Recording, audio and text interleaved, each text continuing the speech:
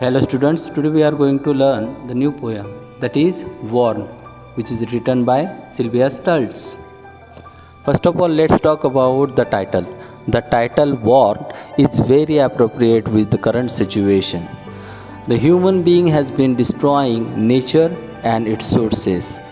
The poet wants to warn the people by waking them up before it's being too late by the poem.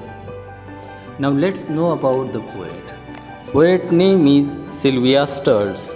She was born in 1917 and passed away in 2000. She lived in Michigan, which is the state of United States, and her poems echoed her sentiments about nature and the pollution caused by different human activities.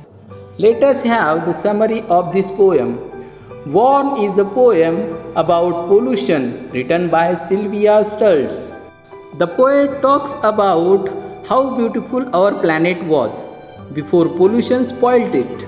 Each stanza of poem describes one aspect of nature like stars, trees, water, and explains how it has been affected by pollution. The poem ends with a very serious warning. In the beginning, we have a warm-up activity. Look at the map of India. It shows the air pollution levels in different parts of country. Now, you have to solve this activity at home. There are two questions which are asked to you. What human actions caused air pollution? For this question, you have to write the actions done by human being which caused air pollution in our atmosphere. The second question is, what steps can we take to reduce the pollution? So this is also very easy question. You yourself have to write the steps that you can take to reduce pollution. Now look at this map. This map shows the air pollution level, and in index you can see particulate matters in bracket PM. Well, particulate matter includes impurities such as dust, pollen, soot, smoke and liquid droplets suspended in air, which make the air dangerous to all living beings. Now let us sing the poem.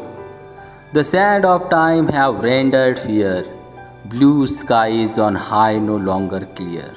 Stars were bright whence they came, now dim, obscure, pollution's haze.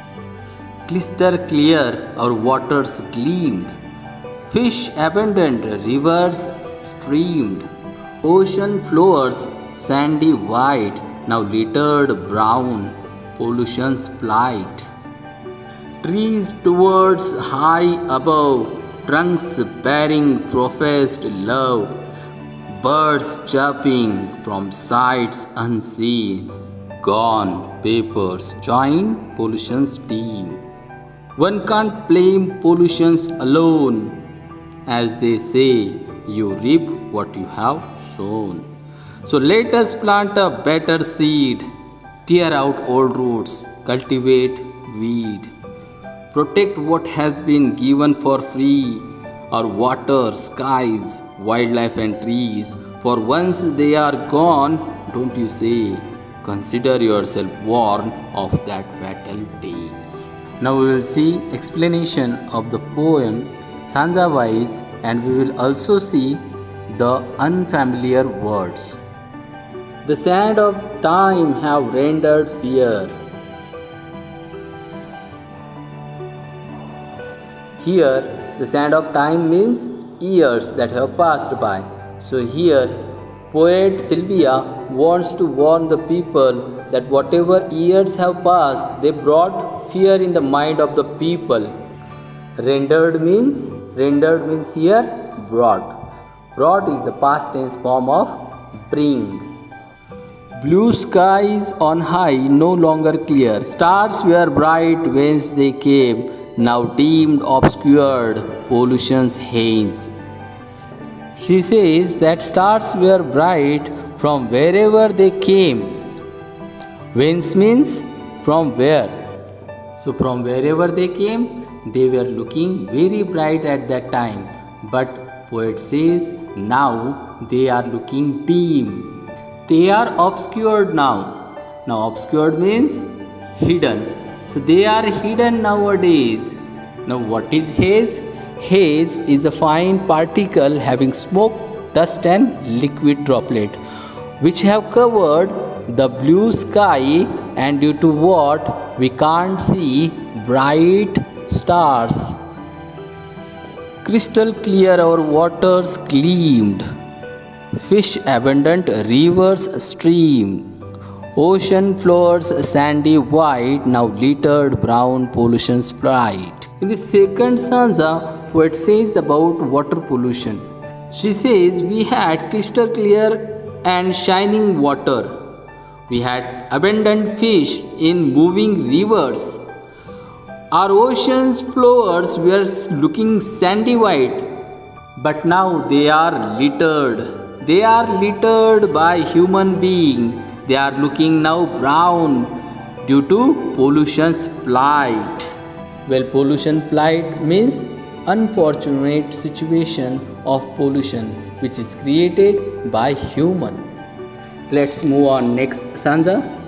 Trees towered high above, trunks bearing professed love, birds chirping from unsight, unseen, gone, paper joined pollution's team. In this stanza, poet means to say that trees express great love by providing us with all that we need.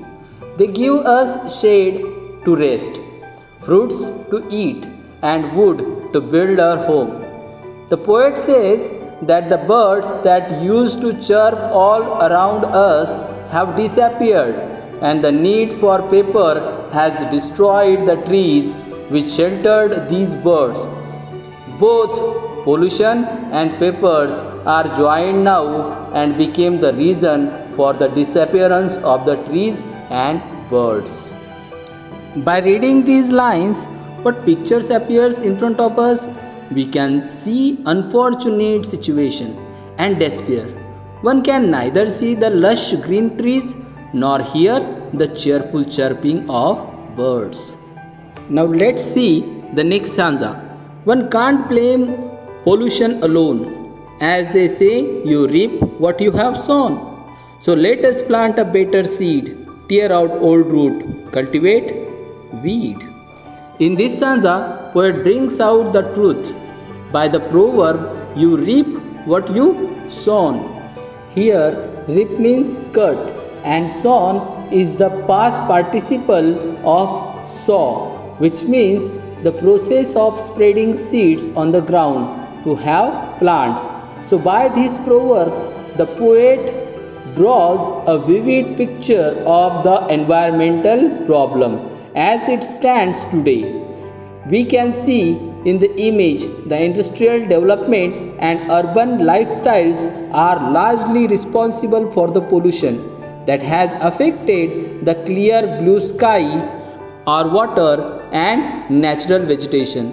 We have not valued what has been bestowed on us by nature. On the contrary, we have abused what has been given and are now facing the consequences of our action. And that is why poet says that we can't blame pollution alone. We are also responsible for it. Poet further says that we should now plant better seeds by tearing out all old roots. We should cultivate again by removing all weeds. Weeds means unwanted grass. So, we should cultivate again by removing unwanted grass. Now let's move on the last stanza. Protect what has been given for free, our waters, skies, wildlife and trees. For once they are gone, don't you say, consider yourself warned of that fatal day. In the last stanza, poet says that we have to protect whatever nature has given to us, like crystal clear blue skies, wildlife and trees.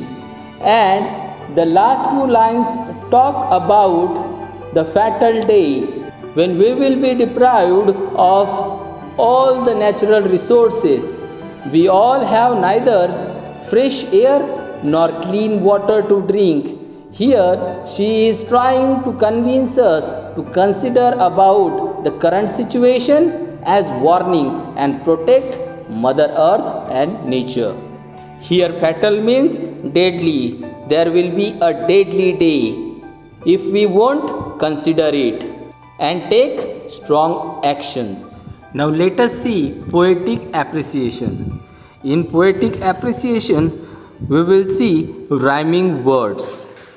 Well, rhyming words are words which have the same end sound.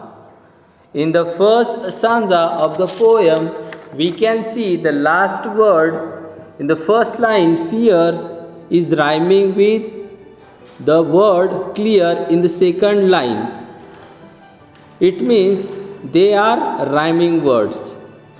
Then in the third line, word came doesn't rhyme with word haze. So they are not rhyming word. In the second stanza, gleam is rhyming with streamed. White is rhyming with plight. In the third stanza, above is rhyming with love. Unseen doesn't rhyme with team. So they are not rhyming word. In the fourth stanza, we have alone, which is rhyming with sown.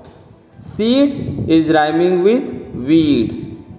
In the last stanza, free is not rhyming with trees. Say is rhyming with day. Now let us see the rhyming scheme.